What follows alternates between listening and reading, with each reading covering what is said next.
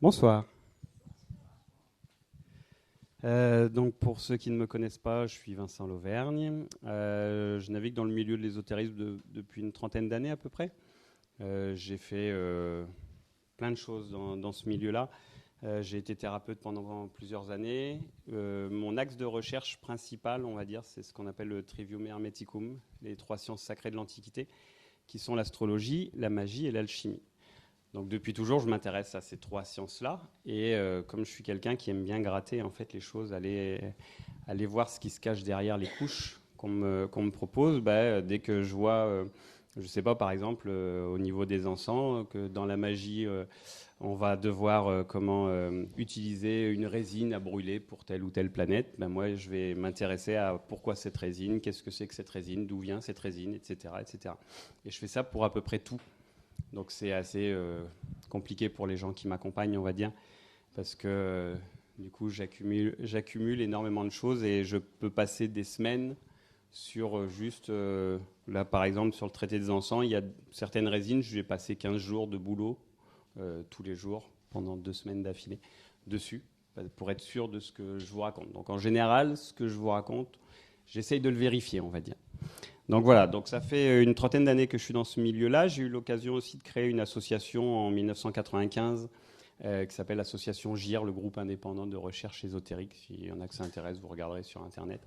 Donc l'idée, en fait, c'est de rassembler des gens pour qui chacun vient avec ce qu'il connaît et le partage avec les autres. L'idée, voilà, c'est vraiment de mettre en partage un petit peu tout ce que chacun a pu apprendre et pour faire évoluer un petit peu tout le monde.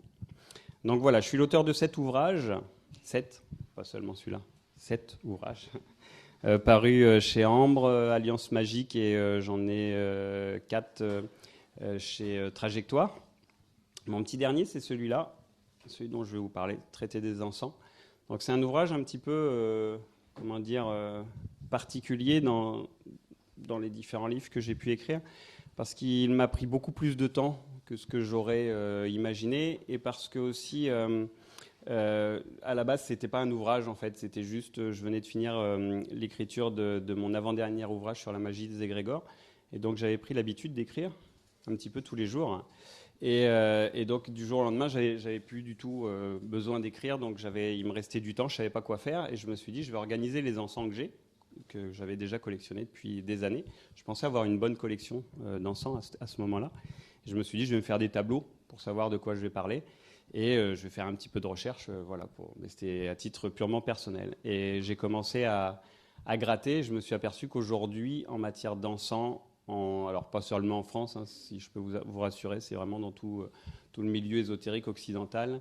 En matière d'encens, on ne connaît rien, ou quasiment rien. On ne sait absolument pas ce qu'on brûle. On ne sait pas du tout ce qu'on se fourre dans le nez, finalement. Et je dis souvent aux gens, ça ne vous viendrait pas à l'idée d'aller, je ne sais pas moi, acheter... vous allez chez le boucher du coin acheter un steak, vous allez demander un peu d'où vient la viande que vous achetez. Ça, c'est pour tout le monde, hein, c'est quelque chose de logique. Eh bien, pareil, vous allez dans une herboristerie, vous demandez une plante spécifique, vous voulez savoir d'où elle vient, etc. Et pourtant, dans les encens, dans le milieu des encens, tout le monde s'en fout. On achète n'importe quoi, on fait brûler n'importe quoi, et dites-vous bien que c'est pas parce que vous l'avalez que vous ne l'avalez pas, pardon, que ça ne fait rien, puisqu'en réalité, vous l'avalez réellement, puisque vous le respirez. Donc ça a vraiment une action sur vous, et quand vous respirez des trucs à base de colorants chimiques, par exemple, ou de choses comme ça, eh ben, vous respirez de la merde consciemment, et en plus, vous êtes vachement content de le faire, puisque c'est dans un cadre rituel, donc c'est vrai, hein, c'est juste vrai ce que je vous dis. Et donc du coup, quand j'ai commencé à m'apercevoir de ça, ma petite collection d'encens que j'avais accumulée depuis pas mal d'années, je m'en suis débarrassé d'à peu près 70%. Donc à un moment donné, il faut savoir faire du vide. Ça fait de la place pour mettre d'autres trucs. Et donc c'est parti à la poubelle, littéralement. Et donc je vais vous parler comme ça un petit peu des différents encens que vous pourrez mettre aussi à la poubelle. S'il y en a qui en ont aussi. Et donc ce soir, je vais vous parler un petit peu de ce qu'étaient les encens, à quoi ça servait réellement, et ce que vous pouvez en tirer aujourd'hui. D'accord ? Voilà, c'est une grosse intro en fait. J'avais dit une petite, mais bon, je parle tout le temps. Donc, les encens, qu'est-ce que c'est à l'origine? Le terme encens, il désigne l'oliban. Vous avez tous entendu parler d'oliban? Ça, c'est le truc que tout le monde connaît, on y reviendra tout à l'heure. Il désigne le terme oliban, mais aussi en règle générale, il désigne des résines odorantes qu'on fait brûler. Voilà. Le terme, d'un point de vue étymologique, on va dire, il est associé à l'oliban et aux différentes résines, substances odorantes qu'on va faire brûler. Il y a un impératif quand on travaille avec les encens, c'est d'utiliser des plantes qui ont soit un parfum particulier qui va se dégager à la crémation, c'est-à-dire quand vous allez le faire brûler, soit des vertus, on va dire, souvent psychotropes, on aura l'occasion d'en parler, qui vont se diffuser aussi à la crémation. On ne brûle pas des plantes, par exemple, qui sentent la paille brûlée. Ça ne sert à rien, autant brûler de la paille. Voilà. Parce qu'aujourd'hui, on voit beaucoup de gens en fait, qui vont proposer, qui vont faire des mélanges de différentes plantes, hein, un peu tout ce qu'on trouve dans le jardin, et qu'on va faire brûler ça. En fait, à la base, d'un point de vue de l'utilisation d'encens, c'est un non-sens. Voilà, puisque l'idée, en fait, c'est d'avoir une vertu olfactive et non pas juste un aspect ou une plante. C'est pas de la déco et c'est pas du symbolique, hein, réellement, les encens. Pour vous donner un ordre d'idée, est-ce que ça vous viendrait à l'esprit d'utiliser des huiles essentielles qui sentent rien? Non? Ben voilà. Ben, les encens, c'est exactement pareil. Si ça sent pas, ça sert à rien, puisqu'on est dans l'origine de l'aromathérapie, finalement, avec le milieu des encens. Donc, ce qu'on sait, ou du moins ce qu'on pense savoir au niveau historique, c'est que les encens, ils sont utilisés depuis les premières civilisations de l'humanité. Peut-être même avant, en fait, quand les premiers hommes ils ont commencé à faire du feu, qu'on a commencé à balancer des morceaux de bois dans le feu, et certains étaient des morceaux de bois qui venaient de résineux. On a commencé à sentir des parfums qui s'élevaient. Et donc, ça a été la première utilisation des encens. Et les encens, donc, c'était dès le départ utilisé pour contacter les dieux, pour plaire aux dieux, on disait souvent. Avec la magie des encens, avec l'utilisation des encens, c'était vraiment pour établir un contact entre l'homme et le dieu. Les premières civilisations réservaient l'usage des encens exclusivement aux faits religieux. Voilà, c'était les encens, les parfums qu'on allait utiliser. On les utilisait essentiellement pour les rites religieux, comme dans excusez-moi, j'ai un peu de mal à parler, je suis un peu fatigué. Dans l'Égypte antique, avec le kifi, vous avez tous entendu parler du kifi, hein, cette espèce d'encens qui pouvait contenir jusqu'à une trentaine en fait, de substances différentes, qui étaient préparées dans des conditions, parfois ça pouvait durer des mois, hein, avec des macérations, avec différentes réductions, etc. Et donc les Égyptiens, toute cette sacralisation en fait, qu'on retrouvait dans la préparation du kifi, en fait, elle était essentiellement destinée aux dieux. S'il y en a que ça intéresse, vous pourrez regarder sur Internet. J'ai fait une petite vidéo où je m'amuse à fabriquer du kifi en donnant la recette et tout ça. Et ce qui est assez intéressant, c'est qu'à 4000 ou 5000 ans d'écart par rapport à l'Égypte antique, on s'aperçoit que déjà dans la préparation même du kifi, on avait une séparation de 3 principes. En fait, on va retrouver à un moment donné un principe liquide, un principe solide avec une poudre et un principe que j'appelle semi-liquide, en fait, qui représente plus une espèce de boue, en fait. Et en fait, ces 3 principes-là représentent le corps, l'âme et l'esprit, en alchimie notamment. Et on voit que déjà dans la préparation même du kifi, on avait cette notion alchimique, cette préparation alchimique qui rentrait dans la composition de l'encens. Aujourd'hui, c'est sûr qu'on fait juste une poudre avec 3 trucs, on a un encens, on est content. Mais réellement, traditionnellement, les encens, en fait, demandaient beaucoup plus de préparation et beaucoup plus d'élaboration que ce que l'on peut connaître aujourd'hui. Même chose, hein, on peut retrouver, par exemple, des substances comme différentes plantes, des feuilles, par exemple, qu'on va retrouver dans certains encens. Aujourd'hui, on va faire brûler les feuilles. Si vous essayez de faire brûler des feuilles de différentes plantes, ça sent la paille brûlée, ce que je disais tout à l'heure. C'est pas terrible. Pourquoi ? Parce que la crémation, en fait, monte à une certaine température qui fait que les principes odorants de vos feuilles parfumées vont être détruits quasiment instantanément et donc vont pas se diffuser dans la pièce. En réalité, tout ce qui est autre que les résines et les racines, donc tout ce qui va être graines, feuilles, fleurs par exemple. Pour les utiliser en encens, généralement, on faisait des macérations. Et après, on faisait tremper des poudres de résine dans ces macérations pour que les substances odorantes s'intègrent à la résine. Et c'est la résine qui va diffuser, en fait, durant le temps où l'encens va être brûlé. C'est la résine qui va diffuser les substances, en fait, plus légères. Donc tout ça s'intègre. Oh là là, j'ai de plus en plus de mal. Si je tombe, j'espère qu'il y aura quelqu'un qui me ramassera quand même. Donc c'est... qu'est-ce que je disais d'ailleurs, hein? Ouais. Ah, c'est vachement vague en fait, hein. Vous écoutez pas complètement tout ce que je dis. Non, je m'en rends compte. Non mais c'est bien, c'est pas grave. Comme ça, moi, pareil, je peux dire aussi un mot sur deux et puis comme ça, on va y arriver. Et donc, par rapport à tout ça, les encens, en fait, c'est les résines qui vont accompagner les substances odorantes au moment où elles seront brûlées, où elles seront fondues sur du charbon ardent. Donc, la transmission, en fait, de l'utilisation des encens, c'est fait ensuite par la Grèce antique, et c'est important en fait ce passage-là. Pourquoi ? Parce que au moment où on a eu l'Antiquité grecque qui s'est développée, on a eu une nouvelle classe qui s'est créée dans les populations. C'est la classe bourgeoise qui n'existait pas forcément avant. Avant, on avait les paysans, par exemple, et puis on avait les nobles et les pharaons. Et d'un seul coup, là, on a eu les commerçants qui ont commencé à avoir un petit peu plus de sous et qui voulaient être plus proches des nobles que des paysans. Et donc, on a cette troisième classe qui s'est créée. Et à partir de cette troisième classe, en fait, on a eu des gens qui ont voulu aussi reproduire ce qu'on faisait dans les temples pour chez eux. Donc, on a commencé à parfumer les maisons avec les encens, à parfumer les habits avec les encens. Pourquoi ? Parce que de tout temps, on s'est toujours intéressé aux propriétés thérapeutiques, on va dire, des différents encens. Quand vous brûlez un encens chez vous, quel qu'il soit, rien n'est anodin dans ce que vous faites, et il a des vertus qui sont physiques, des vertus qui sont médicinales, par exemple. Quand ça fait peur. Quand au Moyen-Orient, on passe, par exemple, les vêtements dans la fumée de la myrrhe, en fait, c'est un bactéricide. C'est tout simplement pour nettoyer, purifier les vêtements. Pas seulement les purifier au niveau énergétique, mais vraiment les purifier au niveau des bébêtes qui peuvent se coller là-dedans, quoi.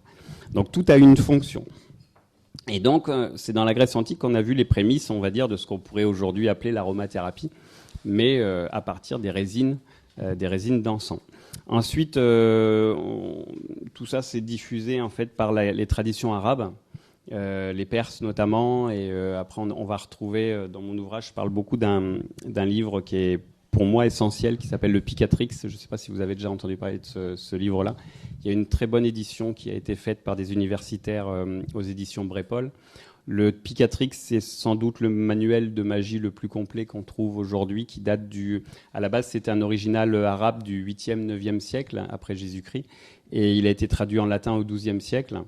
Et dedans, vous avez toutes les lois, on va dire, de la magie, toute la technique magique de l'astrologie jusqu'à l'alchimie, en passant par les encens et tout ça. Donc c'est un volume qui est assez épais. Mais c'est juste passionnant. Et dedans, on va retrouver en fait des techniques de fabrication d'encens qui sont similaires à ce qui se faisait dans l'Égypte ancienne. Donc on va avoir notamment deux encens particuliers. Il y a plein d'encens, hein. Il y a plein de compositions d'encens. Il y en a deux en particulier qui m'ont beaucoup intéressé. C'est deux encens les deux s'appellent l'encens des ermites, mais il y en a un qui est dédié au soleil et il y en a un qui est dédié à la lune. Pour vous donner une idée, celui qui est dédié à la lune, il y a 28 matières végétales qui rentrent dans sa composition. Et celui qui est dédié au soleil, si mes souvenirs sont exacts, c'est quelque chose comme 36 ou 37 matières différentes qui vont rentrer dans la composition. Donc c'est des préparations qui se font sur des mois et des mois. Et je peux vous assurer que c'est très très compliqué quand on veut commencer à retrouver en fait chacune des substances qui rentrent dedans. C'est un peu mon travail. Et donc je vous en parle en connaissance de cause. Quand on veut retrouver les 36 ou 37 plantes qui ont été traduites de l'arabe vers le latin, puis du latin vers le français, et sachant que c'était quand même un latin du sud de l'Espagne du XIIe siècle, on va dire une espèce de patois latin. Donc je peux vous assurer que c'est très très compliqué, surtout quand vous n'êtes pas latiniste en plus. Et donc c'est pour ça que les éditions Brépol, ils ont fait une belle traduction, sauf que les universitaires qui ont fait les traductions ne sont pas des botanistes, ce sont des linguistes, et donc au niveau des plantes, c'est assez compliqué. Mais dans mon livre, en fait, vous retrouverez les recettes avec les plantes modernes, on va dire, qui correspondent pour les 2 encens des ermites, pour ceux que ça intéresse. Et donc, dans le Picatrix, on retrouve comme ça encore toute cette, toute cette préparation des encens extrêmement élaborés, extrêmement techniques, et qui vont réellement produire des effets et créer des parfums qu'aujourd'hui, on n'a plus l'habitude de sentir. Malheureusement, les traditions des encens vont s'éteindre, on va dire, au début du XXe siècle. Pourquoi ? Parce que d'abord, il y a eu l'Occident rationaliste qui est quand même la seule civilisation intéressante sur cette planète, hein, d'ailleurs. On a d'ailleurs commencé à aller coloniser les autres pour leur dire que les gars, va falloir civiliser aussi. Et donc, au milieu de toutes ces colonies, on va dire, qu'on a commencé à faire, le Moyen-Orient, on l'a colonisé. Et il fallait surtout pas qu'on donne l'idée que les connaissances qui ont été véhiculées dans le Moyen-Orient pendant des siècles pouvaient nous apprendre des choses. Et donc on a de rares ouvrages qui sont parus sur la magie arabe au début du XXe siècle. Et il y a eu d'abord un ouvrage d'un type que j'ai oublié le nom parce que de toute façon il n'est pas intéressant. Parce que c'était un ouvrage écrit vraiment dans le sens colonisateur, et les barbares là-bas ils font un truc comme ça, bon ils sont gentils mais voilà quoi. Et après on a eu un autre gars qui s'appelle Edmond Douté, qui a écrit un livre sur la magie arabe, donc c'est la magie arabe traditionnelle, quelque chose comme ça. Et en fait, il l'a écrit en 1906 ou 1909, quelque chose comme ça. C'était les prémices de l'anthropologie. C'est un livre intéressant, mais qui a quand même un peu un esprit colonisateur. Et dites-vous que depuis ce livre-là, il ne s'est absolument rien passé, du moins en France, sur la magie arabe. Voilà, rien du tout. Jusqu'à il y a 2-3 ans, je crois, quelque chose comme ça, 2-3 ans ou 4 ans, il y a un universitaire français qui s'appelle Jean-Charles Coulon, dont je vous recommande fortement de lire son ouvrage sur la magie arabe, justement. Cet universitaire français a commencé à traduire les textes de magie arabe, etc. Et il a fait une thèse qui fait plus de 3000 pages, pour vous donner un ordre d'idée, sur la magie arabe, que vous pouvez vous procurer sur Internet, sur thèse.fr, je crois. Elle est disponible en PDF. Donc vous pouvez, ça vous intéresse, avec plein de choses dedans. Et ça a été cet universitaire donc français, ça a été la première fois qu'on faisait une standing ovation à une soutenance de thèse, parce qu'il est tellement bon dans ce qu'il fait, on va dire, que tout son auditorat, on va dire, a été subjugué. Tout le monde s'est levé pour l'applaudir et tout ça. Donc heureusement, on commence à avoir des universitaires qui reviennent un petit peu aux traditions arabes. Et c'est bien, puisque pour ceux qui s'intéressent aux encens, dites-vous vraiment que tout se passe, ou du moins 80% de ce qu'il y a d'intéressant à trouver au niveau des encens, c'est dans le Moyen-Orient. D'ailleurs, dans le Moyen-Orient, on va retrouver encore des préparations comme les bakours. Alors, moi, j'ai pas l'accent arabe, hein, donc c'est bakour ou barour, ils disent, je sais plus exactement. Et en fait, les bakours, hein, moi je dis bakour parce qu'il y a un cas. Et en fait, les bakours, ce sont des mélanges comme ça d'encens, des préparations qui se font par famille. C'est des familles qui se transmettent comme ça de génération en génération. Ils se transmettent des recettes vraiment élaborées sur le modèle des kifis égyptiens, notamment. Donc, vous imaginez un petit peu la tradition comme elle est ancienne, et elle se perpétue en fait encore aujourd'hui au Moyen-Orient.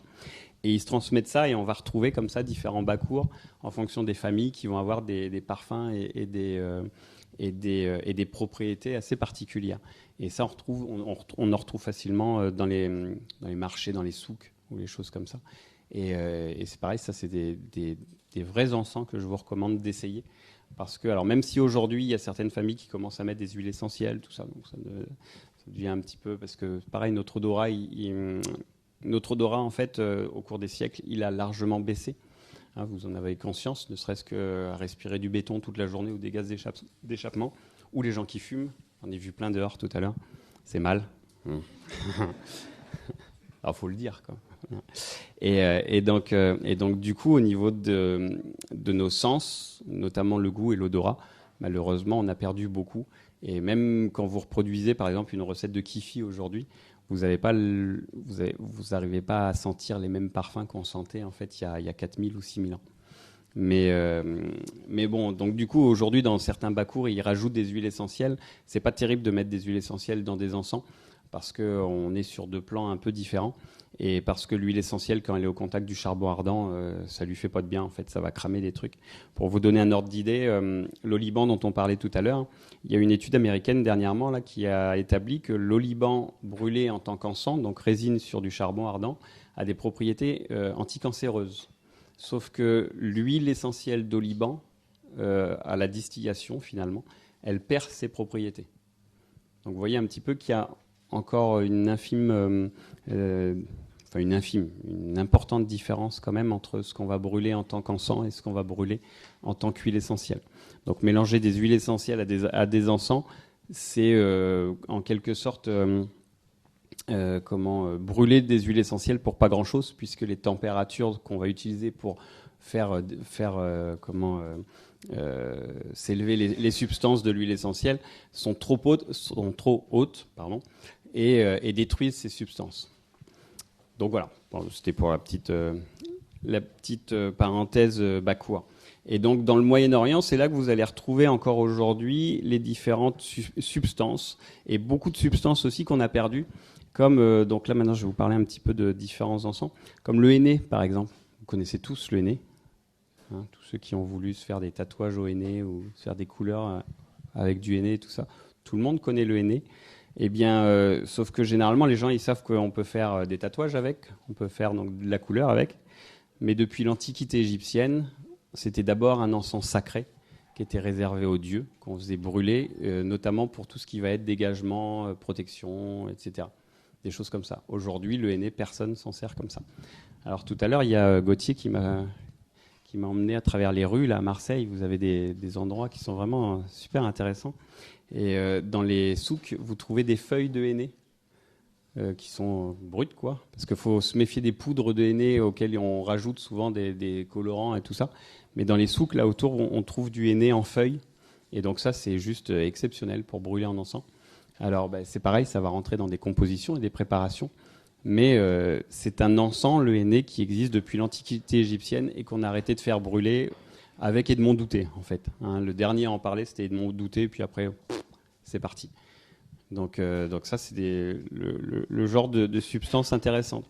Après, on va retrouver donc dans tout ce qui est la corne de l'Afrique. La corne de l'Afrique, c'est autour du Yémen. Je ne sais plus exactement, il y a plusieurs pays. J'entends des... Hein, la Somalie, ouais, Somalie. Il y a l'Éthiopie, ouais, il y a des tout petits pays aussi maintenant, je ne sais plus comment ils s'appellent. L'Érythrée, voilà. Très, très, très bien. Et donc ça, c'est la zone en fait qui va produire les encens que vous connaissez le mieux, donc l'oliban et la myrrhe notamment. Excusez-moi. On va s'arrêter 2 minutes sur l'oliban. Donc vous connaissez tous l'oliban. Vous connaissez un petit peu le nom latin de l'oliban ? Qui connaissent ? Non ? Alors, enfin. Le Boswellia, vous avez déjà entendu parler de ça ? Boswellia. C'est le nom de l'arbuste qui donne la résine qui produit l'oliban.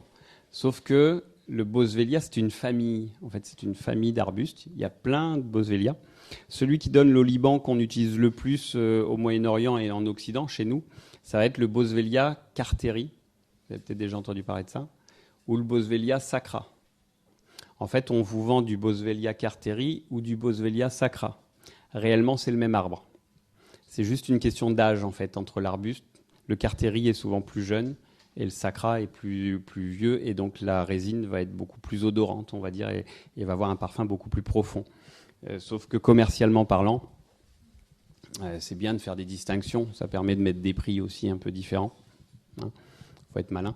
Donc quand vous achetez du Boswellia sacra ou du Boswellia carteri, ou quand vous avez le choix entre les deux, il vaut mieux toujours choisir du sacra, parce que le parfum sera plus intense. Mais réellement, c'est le même arbre. Pourtant, il existe d'autres types de Boswellia. Pour mon livre, j'en ai identifié jusqu'à 7. Il y en a certainement encore d'autres, mais c'est très compliqué de s'en procurer. Pourquoi ? Parce qu'il y a par exemple un arbuste qui s'appelle le Boswellia rivae, qui donne un encens, il l'appelle l'oliban Ogaden. Et en fait, c'est un Boswellia qu'on peut se procurer actuellement, mais depuis très récemment, puisque avant, en fait, il était. Alors, c'est un arbuste qui pousse à l'état sauvage en Afrique et qui pousse dans des lieux qui sont assez difficiles d'accès, donc très difficiles à exploiter. Et jusqu'à une époque récente, c'était uniquement les nomades, en fait, qui pouvaient y accéder quand ils passaient à côté, et ils en récupéraient pour leur propre rite. Aujourd'hui, on commence à en avoir. Et en fait, c'est un oliban qui est noir. Avec on dirait même qu'il est un peu rouillé, quoi. Il est noir avec des tendances un peu rouges.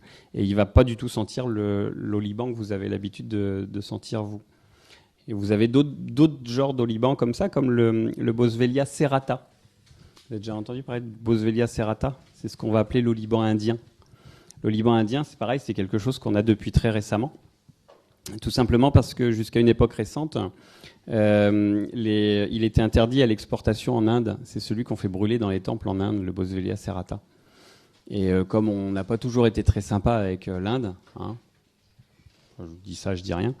Et donc pendant très longtemps, il y a eu tout ce passé, encore une fois, colonisateur en Inde. On ne nous filait pas aussi facilement qu'on pourrait l'imaginer les connaissances qu'ils avaient et les produits cultuels, les produits du culte. Et donc maintenant que les frontières commencent à s'ouvrir, on commence à voir ce Boswellia serrata. Je vous le recommande fortement. Il a un parfum extrêmement riche, un parfum extrêmement puissant. C'est ce qu'on va trouver sous le nom d'oliban indien. Par contre, vous ne vous faites pas avoir parce que si vous n'avez pas le nom latin, vous n'êtes pas sûr de ce qu'on va vous vendre. Hein, faut être malin.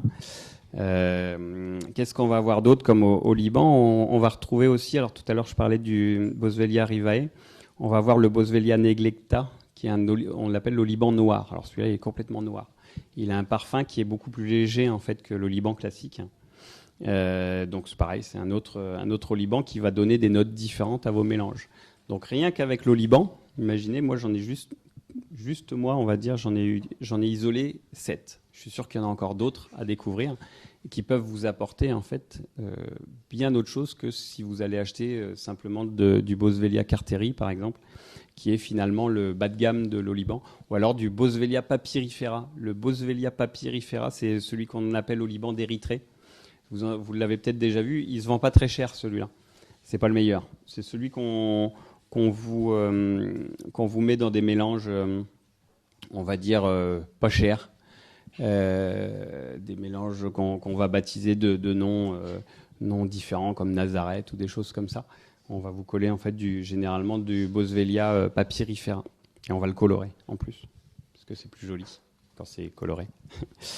Ça c'est pour les olibans. On a une autre variété que vous connaissez certainement parmi les encens, ça va être les myrrhes. Alors tout à l'heure je parlais pour les olibans, je parlais du Boswellia. Il y en a qui connaissent pour les myrrhes ce que c'est ? Non ? Alors, il y en a qui l'ont lu, mon livre. En fait, c'est les commiphora.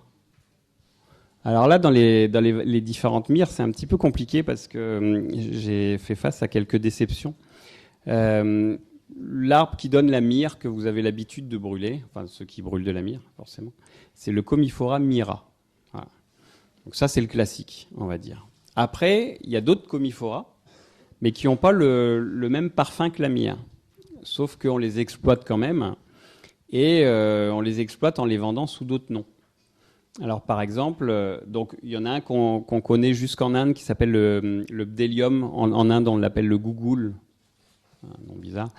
En Occident, quand vous verrez dans les ouvrages du Moyen-Âge du bdellium, B-D-E-2-L-I-U-M, c'est une variété de myrrhe en fait. C'est que je vous dise pas de bêtises. Ça doit être le Commiphora mucul, mucul, ça s'écrit. Et donc ça, c'est un parfum, voilà, on sait que c'est de la myrrhe. Par contre, il y a une autre myrrhe qui est tirée d'un autre Commiphora, c'est le Commiphora erythrea, je crois, qu'on va vous vendre sous le nom d'Opoponax. Sauf que l'Opoponax, c'est pas ça. Voilà. En fait, on vous vend ça sous le nom d'Opoponax tout simplement parce que on en a des grandes quantités. On l'appelle aussi la myrrhe douce, plutôt dans les milieux de droguistes. En ésotérisme, on s'en fout. Hein. Généralement, on vend ça comme on veut et personne ne vérifie rien. Mais je reviendrai sur l'autre utilisation, on va dire, des encens tout à l'heure. Et donc, cette myrrhe douce, là, on en a des grandes quantités. Ça coûte pas cher à produire. Et ça ressemble vachement à l'Opoponax dont on parlait au Moyen-Âge, qui est tiré. L'Opoponax, en fait, ça vient de Opopanax. Dans Panax, il y a pané. Et en fait, c'est tout simplement parce que le véritable Opoponax, il est tiré en fait d'une espèce de pané sauvage qui pousse en Afrique. Donc vous voyez ce que c'est un pané, hein, c'est une grosse carotte blanche. Hein. Donc là, c'est des très grosses carottes, voilà, des gros panés quoi. Et en fait, au sommet en fait de la carotte, on va faire une entaille et on va avoir une espèce de sucre qui va couler. Et on va récupérer ce sucre-là, on va le laisser sécher, et c'est ça l'Opoponax vrai, on va dire. C'est donc de la famille des Alliacées, comme le poireau, la carotte, le fenouil, toutes ces petites choses-là, tous ces ombellifères. Sauf que c'est assez compliqué à cultiver, ça vaut assez cher le vrai Opoponax, enfin par rapport à la myrrhe. Et par contre, la myrrhe, ce qui est intéressant, c'est qu'elle ressemble un petit peu. Au niveau de la texture et tout ça, ça ressemble vachement à l'Opoponax. Du coup, ce qu'on fait, c'est qu'on prend de la myrrhe, enfin de la myrrhe douce, là, et on vous vend ça sous le terme d'Opoponax. Donc aujourd'hui, quand vous trouvez de l'Opoponax dans les boutiques ESO ou les milieux comme ça, vous n'avez pas d'Opoponax, c'est de la myrrhe douce. Il faut bien le comprendre puisque l'Opoponax a des vertus que la myrrhe n'a pas. Parmi ces vertus, je vous disais que donc l'Opoponax vrai est tiré d'une espèce de pané, donc qui fait partie de la famille des Alliacées. Dans Alliacées, vous avez l'ail, forcément. Et vous avez en fait les principales plantes qui furent depuis tout temps des monophuges. Elles sont toutes tirées de plantes à caractère alliacé. Vous avez lu Dracula, hein, avec l'ail qui fait fuir. Ouais. Bram Stoker, en fait, il a fait partie de la Golden Dawn notamment. Les indications qu'on va retrouver dans certains romans ne sont pas complètement farfelues. Et l'ail, effectivement, toutes les odeurs alliacées, généralement, pour ceux qui s'intéressent un peu à la démonologie, ça fait fuir les démons. Bon, il y en a même qui font fuir tout le monde. Parce que quand vous allez prendre de la safétida, par exemple, l'avantage, c'est pour vider une pièce où les gens ne veulent pas partir très vite. On fait brûler un peu d'asafétida et tout le monde s'en va. Hein, c'est très démonofuge. Hein.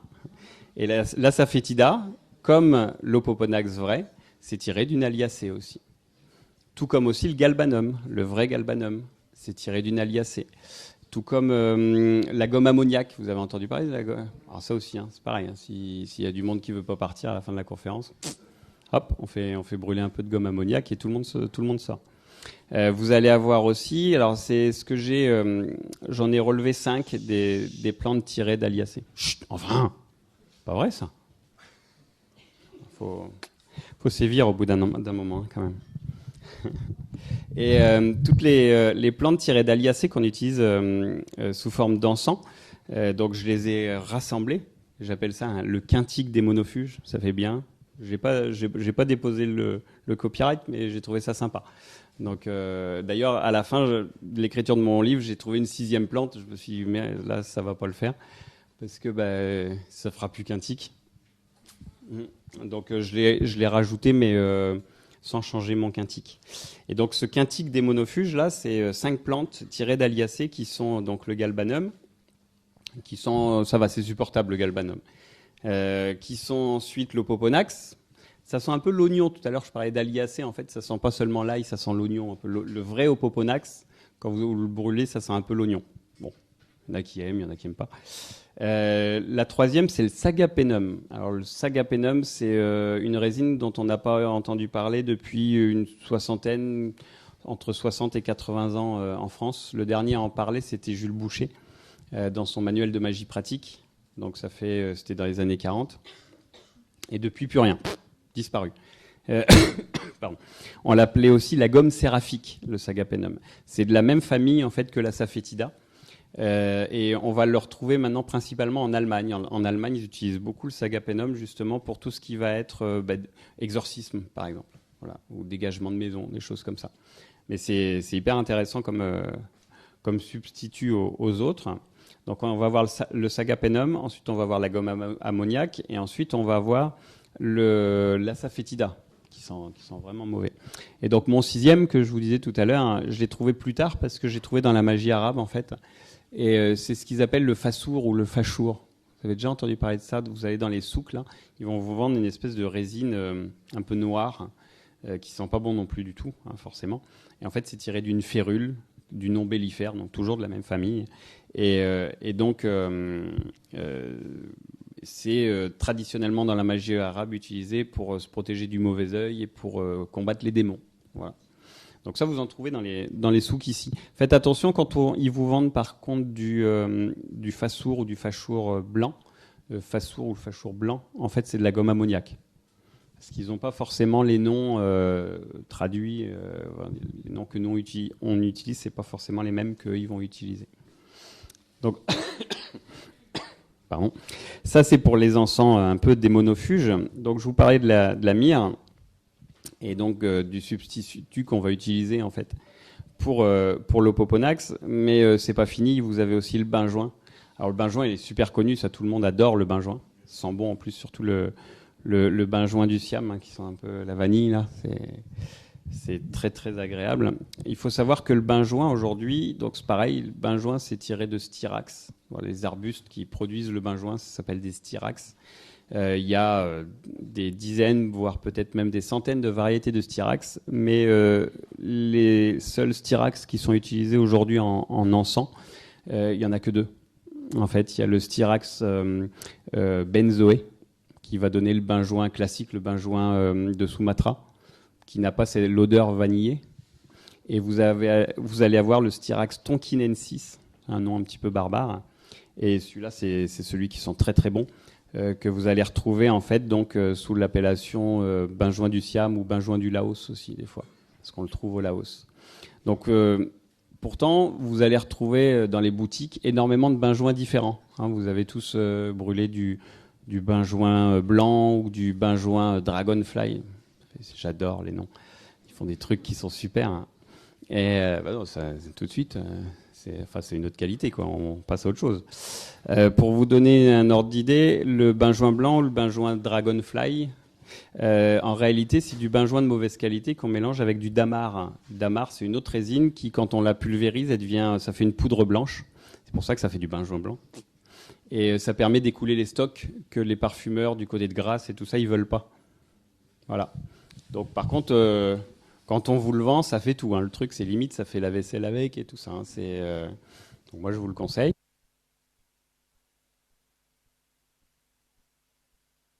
Ça a coupé. Non, c'est moi, c'est de ma faute. Et donc voilà, le problème aujourd'hui dans le milieu ésotérique, en fait, c'est ça, c'est qu'on va avoir tendance à vous vendre des trucs, non pas parce que ça marche ou ça a des propriétés, mais parce qu'il faut écouler des stocks que d'autres fournisseurs ne veulent pas. Et comme je vous disais tout à l'heure pour mon histoire de steak, là, tout le monde s'en fout en fait de la provenance des différentes matières. Ce qui compte, c'est la croyance, parce qu'on est dans un milieu en fait qui est essentiellement régi par la croyance. C'est une problématique de notre milieu. Et donc les gens, si on leur dit que le dragonfly, ça va dégager tout ce qu'il y a à la maison, ils achètent. Et puis c'est chouette parce que ça dégage. Parce qu'une fois que vous êtes mis dans la tête le fait que le dragonfly, ça dégage, dans votre tête, ça va dégager votre maison. Bon, après, si vous faites venir d'autres personnes, c'est pas sûr que chacun ait le même point de vue dans votre maison. Mais bon, c'est tout le problème de la croyance. Voilà. Dans notre milieu, on a ce problème-là. C'est qu'on arrive à nous faire assez facilement prendre des vessies pour des lanternes. Donc c'est pour ça qu'il est absolument impératif aujourd'hui d'aller un petit peu plus loin que le discours commercial qu'on nous balance et de vérifier toutes les sources, de vérifier la provenance, la traçabilité d'un encens. Vous ne devriez pas acheter quelque chose si vous ne savez pas d'où ça vient. C'est un élément de base. Et en ésotérisme, le problème, c'est moins on vous en dit, et mieux ce sera pour le porte-monnaie de celui qui vous vend des trucs. Hein. Donc faites attention à tout ça. Chaque encens, chaque plante a des propriétés énergétiques qui leur viennent généralement de propriétés médicinales. Si un encens, par exemple, comme la myrrhe, est considéré comme purificateur, attention, ça dégage pas les démons ou les trucs comme ça, non. La myrrhe, par exemple, on dit que c'est un encens de purification. Donc on va dire c'est un petit peu comme voilà, régulièrement chez vous, vous faites les poussières. Enfin, j'espère. Ouais, j'ai pas l'impression que. Enfin bon. Et donc normalement chez vous, vous faites les poussières régulièrement. Un encens de purification, ça va servir à faire les poussières aussi au niveau énergétique. Ça va pas faire partir le gros démon que vous avez invoqué la semaine dernière. Par contre, la partie sera propre. Pourquoi on dit que la myrrhe est un encens de purification? Tout simplement parce qu'elle a des propriétés, je le disais tout à l'heure, bactéricides. Les propriétés qu'on va retrouver au niveau physique, on les retrouve toujours au niveau énergétique. Quand vous n'êtes pas sûr d'une substance que vous allez brûler, eh ben, étudiez toujours ses propriétés physiques. D'accord ? Vous avez conscience, par exemple, que vous êtes le résultat, souvent, alors ceux qui croient à l'astrologie, par exemple, ont conscience qu'ils sont le résultat de positions, on va dire, planétaires qui vont balancer une énergie en particulier, ça va vous donner votre caractère, etc. Enfin, faire ce cheminement-là de l'énergétique vers le physique, les gens, ils le font régulièrement, même en bioénergie, par exemple. Souvent, on dit que les maladies, elles se déclarent dans l'astral avant d'arriver dans le physique. Vous avez entendu sûrement parler de ça. Eh bien, dites-vous toujours que pour déterminer des propriétés énergétiques, il suffit de faire juste l'effet inverse. En fait, on étudie les propriétés physiques et on va avoir comme ça les propriétés énergétiques. Vous pouvez faire ça pour les cailloux aussi, hein. Pas les cailloux, pour les pierres, les minéraux. Oui, bah, moi je dis les cailloux, mais bah, c'est des cailloux en même temps. Mais les minéraux, c'est exactement pareil. Quand vous vous intéressez un petit peu à la lithothérapie, tout ça, avant de prendre une pierre dans la main et vous dire « Ouh là, je sens que ça va faire ça », vous ne marrez pas, hein, il y en a plein qui font ça. Hein. Moi, je l'ai vu, je le vois tout le temps. Étudiez toujours la composition chimique d'une pierre. Si la malachite, par exemple, c'est une bonne pierre pour les douleurs, pour les rhumatismes, c'est tout simplement parce que la malachite, c'est un carbonate de cuivre. Et le cuivre, c'est un antidouleur naturel. Donc voilà, ce que vous faites d'un côté, en fait, de l'énergétique vers le physique, faites-le du physique vers l'énergétique. Ça vous permet, en fait, de ne pas vous faire avoir quand on vous vend un truc. Aujourd'hui, on a pas mal de manuels d'herboristes, je suis un peu malade, vous l'avez remarqué, d'herboristes, de phytothérapie. C'est facile de trouver des propriétés médicinales de plantes. C'est facile. Voilà. Donc, quand vous n'êtes pas sûr, vous cherchez dans un bouquin comme ça, et après, vous faites le transfert. Hein. Les plantes que je disais tout à l'heure, les plantes des monofuges, c'est toujours des odeurs aliacées. Donc des odeurs, c'est toujours des familles en fait, des ombellifères on dit, ou des aliacées, donc les plantes de la famille de l'ail.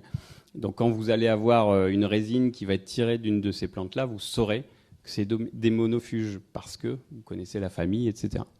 La recherche est importante en ésotérisme, ça évite de se baser trop sur la croyance. Et croyez-moi, la croyance, depuis 30 ans que je suis dans ce milieu, et que je navigue en fait dans à la fois les milieux du grand public, on va dire, et les milieux plus professionnels, je peux vous assurer qu'on vous vend un petit peu tout et n'importe quoi, et c'est très problématique quand on a une conscience, on va dire. Et aujourd'hui, les vendeurs sont pas les acheteurs. Donc les vendeurs, ils n'ont pas la même conscience que les acheteurs.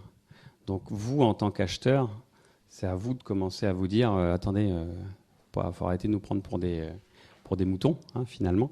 Et c'est à vous de décider en fait de ce que vous voulez qu'on vous vende. Plus vous serez nombreux à demander de la qualité, et plus les vendeurs ils vous vendront de la qualité parce qu'ils n'auront pas le choix en fait. Pour vous donner un ordre d'idée, les résines, donc le milieu de l'ésotérisme, je le disais tout à l'heure, c'est entièrement basé sur les croyances. Voilà, tout est basé sur la croyance. On vous dit ça fait ça. Les gens ils sont d'accord, ils achètent. C'est donc le dernier endroit où on va vendre des produits de qualité. Pourquoi ? Parce que quand on a juste à dire tiens ça fait la vaisselle, il n'y a pas besoin de proposer quelque chose de très intéressant. Les encens, en fait, le circuit qu'ils vont parcourir, ils vont d'abord aller généralement chez les parfumeurs. Toutes les substances comme le benjoin, la myrrhe, l'oliban, plein d'autres substances, même la safétida, on le retrouve dans certains parfums. Même la gomme ammoniaque, des choses comme ça. Tout ça, ça va. Les meilleures qualités, en fait, elles vont d'abord chez les parfumeurs. Autour de Grasse, là, c'est des grands consommateurs. Donc, Meilleure qualité, c'est pour eux. Ensuite, vous allez avoir tout ce qui va être métier d'art. En fait, chaque résine, c'est ce qu'on appelait au 19e les drogues. Hein. Les résines, on les utilise aussi pour faire des vernis, pour des peintures. La gomme arabique, par exemple, vous la mettez dans de l'eau et vous en faites des vernis. Le sang-dragon, vous connaissez le sang-dragon, tout le monde connaît le sang-dragon. D'ailleurs, vous savez qu'aujourd'hui, le sang-dragon, il est tiré de 3 arbres différents. Et il y a le premier, en fait, alors là, je vais vous dire des bêtises, donc je ne vais pas vous sortir les noms en latin. Mais le premier, l'espèce, elle poussait juste sur une île au large du Yémen. Et malheureusement, à force de l'exploitation, en fait, l'espèce a disparu. Donc le sang-dragon, par exemple, de l'Antiquité n'est plus le sang-dragon d'aujourd'hui. Tout simplement parce que l'espèce a disparu. Le second, en fait, c'est le Dracanea draco, voilà, celui qu'on va utiliser le plus. Et donc, vous l'avez déjà vu, hein, ça fait cette espèce de poudre rouge. C'est un sang-dragon, en fait, qui est utilisé notamment en vernis pour faire les Stradivarius, vous savez, les violons. Cette teinte rouge, là. En fait, elle est obtenue, en fait, avec un vernis à base de sang-dragon. Donc, les meilleures qualités de sang-dragon, ils vont dans les métiers d'art, comme ça. Nous, après, on a ce qui reste. Et on a même du sang-dragon liquide qui vient d'Amérique du Sud. Et là, pareil, j'ai mangé le nom latin, donc je ne pourrais pas vous le ressortir. Et c'est un sang-dragon qu'on va utiliser pour tout ce qui est problème de peau et tout ça, en Amazonie notamment, dans les traditions locales, on va dire. On n'avait pas dit un truc sur les téléphones ?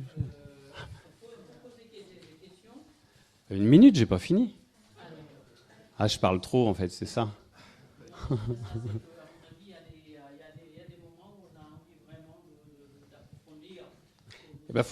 Faut les noter après.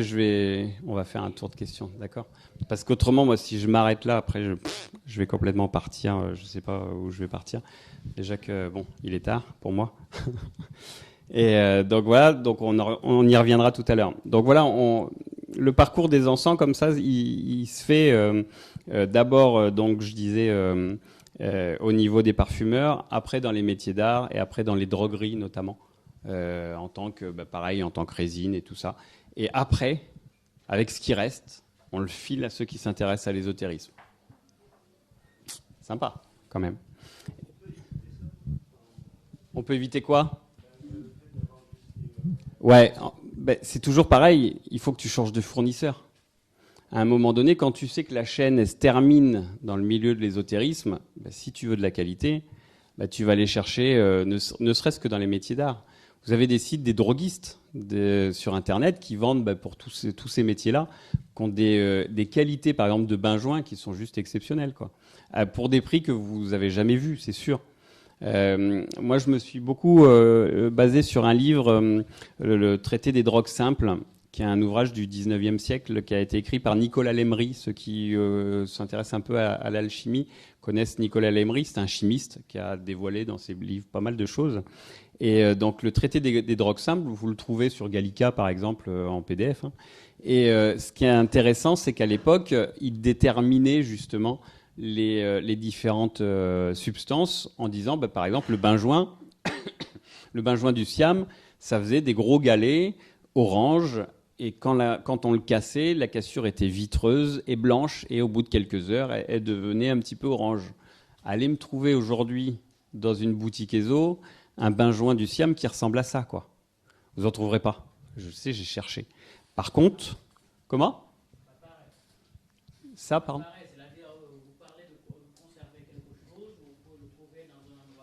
Ouais. Et après, le reste, c'est pas pareil. Et donc, cette qualité-là, donc on la trouve pas dans les boutiques ESO. Par contre, chez les droguistes, notamment, alors, si vous voulez une adresse, il y a mondroguiste.com, mon-droguiste.com sur Internet. Ils ont une qualité, en fait, qui est exactement celle que citait Nicolas Lemery. Et ils vendent ça par 100 grammes pour pas grand-chose, quoi.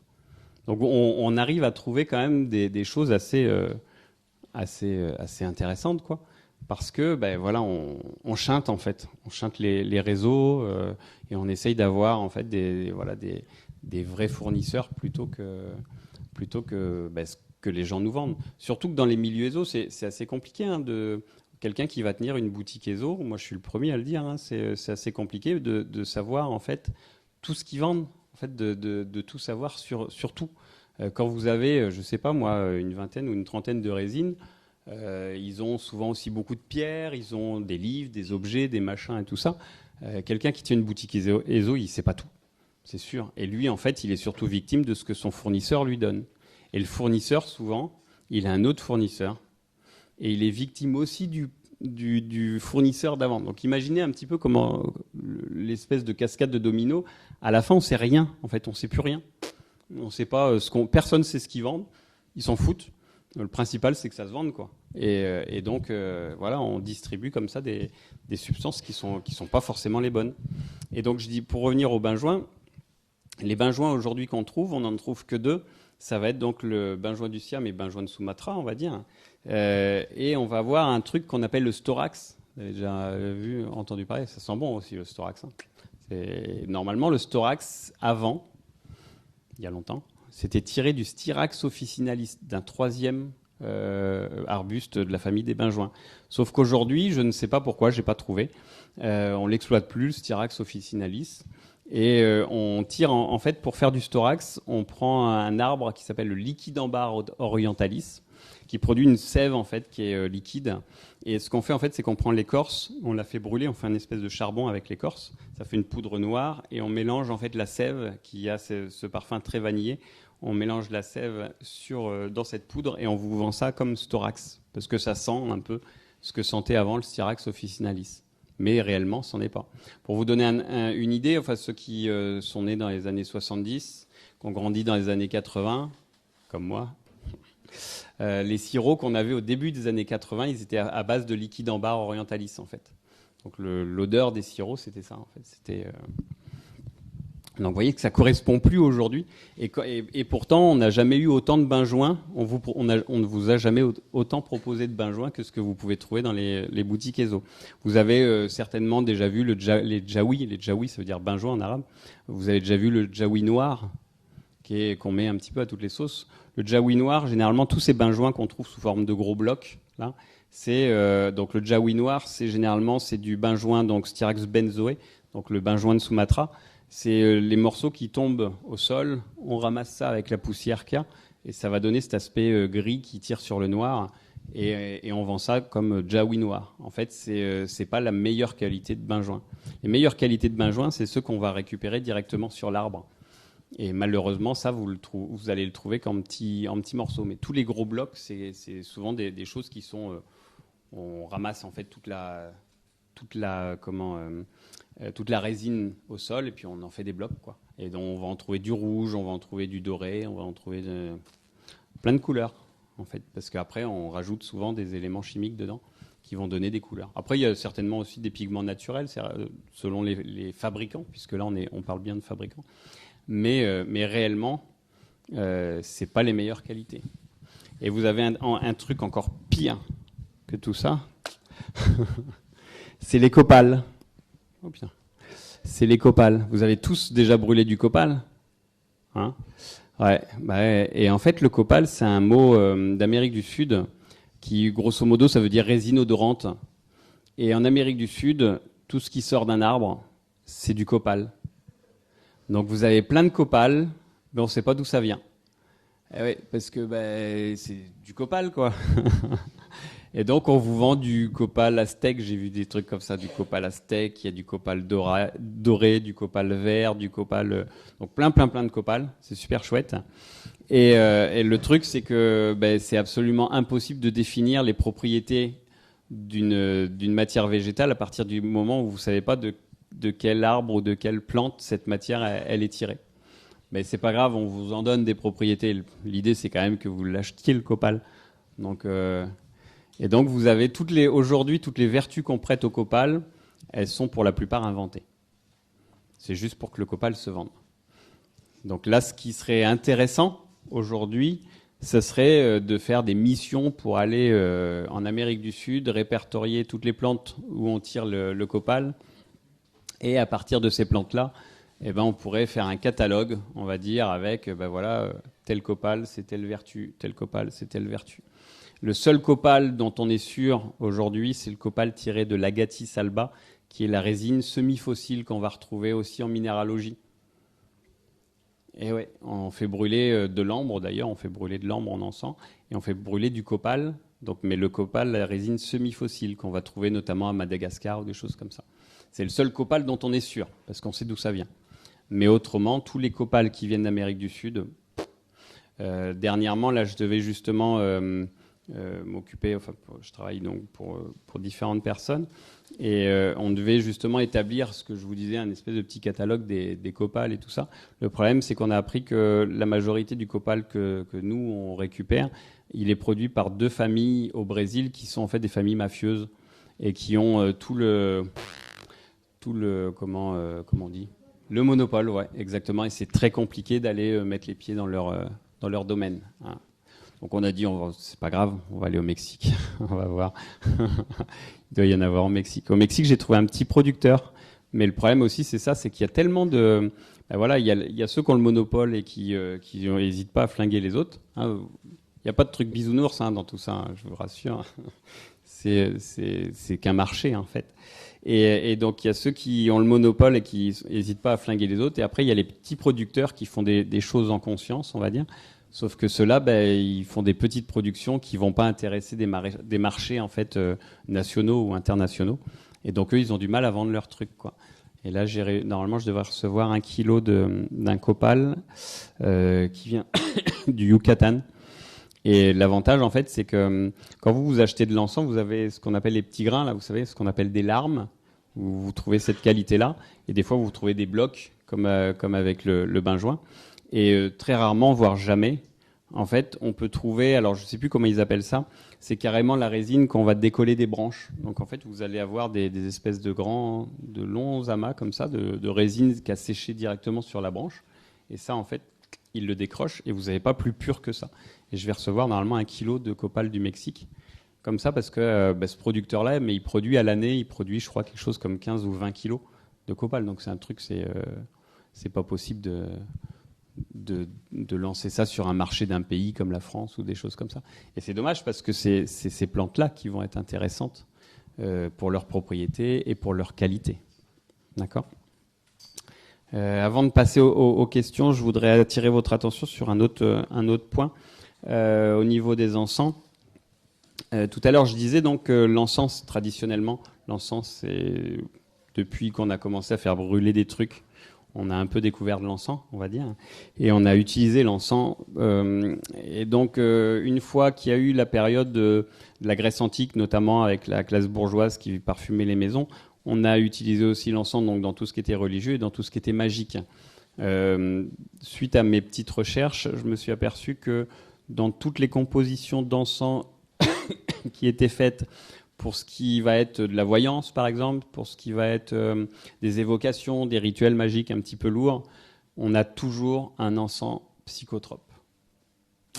Voilà. Et oui. En fait, pourquoi ? Il y en a que ça fait rire. Et en fait, pourquoi ? Tout simplement parce que l'encens, donc, comme je le disais tout à l'heure, c'est pas... aujourd'hui, dans les livres, par exemple, quand on vous dit « faites brûler de l'encens chez vous », on vous dit « ouvrez bien grand les fenêtres quand même, hein, faut pas s'enfumer ». On a aussi les associations de consommateurs qui nous disent « attention, faut pas faire brûler de l'encens parce qu'on va s'intoxiquer » tout ça. Ouais, enfin, vous vous intoxiquez bien plus en marchant sur le trottoir au bord de la route avec toutes les voitures qui passent qu'en faisant brûler de l'encens chez vous. Après, c'est sûr, si vous vous faites brûler de la merde chez vous, bon, c'est un autre sujet. Mais le principe de l'encens, en fait, c'est de le respirer. Et voire même dans certaines traditions initiatiques, c'était carrément de créer limite un aquarium et en fait de saturer ses sens avec les différentes substances. Et quand vous allez utiliser des encens à base de... Alors attention, quand je dis qu'il y a des psychotropes, c'est pas des trucs, vous n'êtes pas en train de le fumer, le bazar, hein, et puis surtout, ni le sniffer, ou... Non, mais je préfère prévenir, parce qu'il y a toujours des gens qui vont dire, tiens, je vais carrément en prendre un maximum. Et faut pas faire ça, c'est mal. Mais par exemple, quand vous allez utiliser un encens à base de datura astramoine, donc on va utiliser des graines de datura astramoine, alors vous fumez pas ça, hein, et puis vous l'utilisez pas tout seul. Non, mais il y en a qui ont des idées quand même. Moi, je vois les regards des gens. Vous ne voyez pas, mais moi, je les vois. Et donc, quand on va utiliser un encens à base de datura stramoine, la datura, en fait, elle va pas vous intoxiquer. Par contre, elle va bloquer votre mental. Ce qui fait que quand vous êtes en train de faire une évocation, par exemple, et que vous allez voir voir des formes qui vont commencer à apparaître sur la fumée de l'encens, parce que la fumée, c'est aussi un support, en fait. C'est pour ça qu'on fait pas de rituel avec des huiles essentielles, parce que les huiles essentielles, la fumée, ça ne va pas en faire beaucoup. Et alors que l'encens, en fait, c'est un support sur lequel il va y avoir des choses qui peuvent se matérialiser. Et quand vous commencez à voir des ombres, des choses qui commencent à apparaître, si vous êtes dans votre état normal, votre mental, il va se dire mais qu'est-ce que c'est que ce truc ? Ça doit être une ombre qui doit être... Et là, vous cassez en fait le rite, et d'un seul coup, vous voyez plus rien, c'est terminé. Pourquoi ? Parce que votre mental, en fait, il est arrivé et puis il a commencé à prendre le dessus en essayant de trouver une explication, quoi. Alors que quand vous utilisez un encens avec une base psychotrope, votre mental, il est chanté. Il est là, mais il n'est pas là. Il regarde, et puis il ne cherche plus à définir ce qui se passe. Et donc, vu que le mental, il est bloqué, il y a l'inconscient qui commence à voir toutes les formes apparaître, toutes les entités, et vous voyez des choses qui sont vraiment assez exceptionnelles. Alors, je vous le dis parce que j'ai essayé. Datura. Alors, dans les psychotropes, ce qui est intéressant, c'est que il y a même des encens que vous imaginez pas. L'oliban, par exemple, on sait aujourd'hui que l'oliban contient 0,06% de THC. Les danseuses à Bali, par exemple, qui toute la journée elles dansent là, en faisant des trucs bizarres. Je le ferai pas, je sais pas danser. Donc elles dansent en faisant des trucs bizarres et en fait il y a de l'encens qui brûle constamment autour d'elles. C'est tout simplement parce qu'elles sont droguées en fait à l'oliban, donc juste à l'oliban, quoi. Elles sont droguées à l'oliban et elles sont dans des états de transe. Et elles font leur danse pendant des heures et des heures, quoi. Mais vous avez donc dans l'oliban, il y a une infime partie. Mais après, vous allez avoir des substances comme le massis, par exemple. Le massis, c'est l'écorce de la noix de muscade, la noix de muscade aussi d'ailleurs. Noix de muscade, massis, qu'on va retrouver dans les encens. Voilà, ça a des caractéristiques psychotropes. Vous allez avoir un truc dans la tradition arabe aussi, ce qu'ils appellent le harmel. Alors ça, c'est intéressant, le harmel, parce que c'est une plante qu'on a confondue au Moyen-Âge. Tout à l'heure, je disais que la majeure partie des encens qu'on a aujourd'hui nous viennent de la tradition arabe. Et en fait, au Moyen-Orient, il y a des plantes qui poussent pas en Occident. Et quand les copistes du Moyen-Âge, ils ont traduit comme ça des manuscrits arabes, on a eu la rue, en fait, la rue officinale. On connaissait la rue officinale. Et dans les manuscrits arabes, on parlait de rue, mais de rue sauvage. Le problème, c'est que c'est pas du tout la même plante. La rue officinale, vous savez, c'est un truc qu'on fait des tisanes avec pour faire passer les bébés. C'est une faiseuse d'ange, comme on dit. C'est une plante abortive qu'on utilisait au Moyen-Âge. Donc, on avait tout dans les jardins des moines. Il y avait de la rue officinale pour faire passer les grossesses non désirées, on va dire. Et dans les traditions des encens, du coup, on s'est dit, la rue des Arabes, ça doit être la même. Et donc, d'ailleurs, dans certains bouquins sur les encens aujourd'hui, vous trouvez des recettes à base de rue officinale. On vous en vend d'ailleurs de la rue officinale à brûler. Ouais, sauf que c'était pas la rue officinale en fait qu'on utilisait, c'était la rue sauvage. Donc son petit nom latin, c'est Peganum armala. Et donc c'est ce que les Arabes appellent armel et qui brûle en encens. Et c'est une graine en fait qui est un psychotrope, qui est bien connu des milieux psychonautes, ils disent. C'est joli, psychonaute comme mot. Et quand il y a un mot qui est joli, j'essaie de le réemployer. Et donc ça n'a pas du tout les mêmes vertus puisque donc le harmel, qu'on vend d'ailleurs dans les souks, puisque personne ne sait que c'est un psychotrope à part ceux qui le consomment. Oui. Et donc ça fait partie de ces plantes utilisées comme psychotropes dans les encens traditionnels. Donc vous allez avoir ça, vous allez avoir donc la datura, la mandragore, c'est des solanacées, la belladone, vous allez avoir les lébores noirs. Vous allez avoir, il y en a plein, des plantes à caractère psychotrope. Alors, c'était jamais la substance qui avait le plus de, dans une recette d'encens, c'était pas celle qui dominait, mais il y en avait. Et en fait, parce que en mettant juste un petit peu, moi, les essais, les expériences que j'ai fait, c'était essentiellement avec de la datura, parce que la datura, en fait, c'est quelque chose qui est facile à faire pousser. En plus, il y a des daturas il y a eu des daturas sur tous les continents en fait de la Terre, et toutes les peuplades autochtones ont utilisé la datura dans leurs rites, dans les rites chamaniques notamment. Et donc c'est assez amusant et c'est très beau en plus une datura à faire pousser. Et donc moi j'ai utilisé des graines de datura et à chaque fois l'effet c'est le même, c'est à un moment donné, on est conscient, tout va bien, mais le mental il arrête d'analyser tout ce qui se passe. Et du coup, on voit plein de choses et les images, elles n'ont plus de limite en fait. Il y a plein de choses qui apparaissent, mais on n'est pas drogué du tout, à aucun moment. On n'est pas en train de sortir en titubant. Oh là là, c'était chouette cette expérience.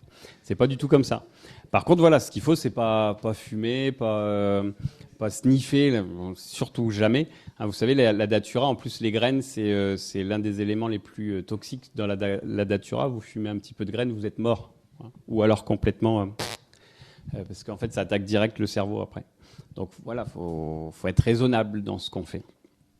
Mais pour ceux qui aiment faire des expériences bizarres, voilà, il y a différentes recettes d'encens qui existent avec une toute petite base de psychotropes.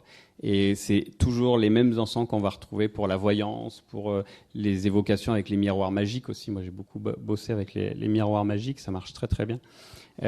Pour les évocations classiques, pour certains rituels initiatiques aussi. Pour le voyage astral. Vous savez que le cannabis, la résine de cannabis, donc le chanvre, c'est la première plante cultivée par l'homme. Vous saviez ça? C'est un truc, plus ancienne plante cultivée par l'homme, plante sacrée. Et la résine de cannabis était utilisée notamment dans les rites. Et parmi les différents rites auxquels lesquels on travaillait, on utilisait la résine de cannabis notamment pour provoquer le voyage astral. Vous voyez un petit peu le truc, mais c'était pas il le fumait pas, c'était en encens, parce que c'est une résine, encore une fois, etc., etc. Ok pour ça, et donc voilà, donc les psychotropes, c'est un point qui est important dans les encens, puisque personne n'en parle, et pourtant il y a plein de substances dont on ignore leurs propriétés psychotropes, et que vous pouvez retrouver, vous, dans des mélanges autour de vous, assez facilement, quoi. Donc c'est bien de le savoir.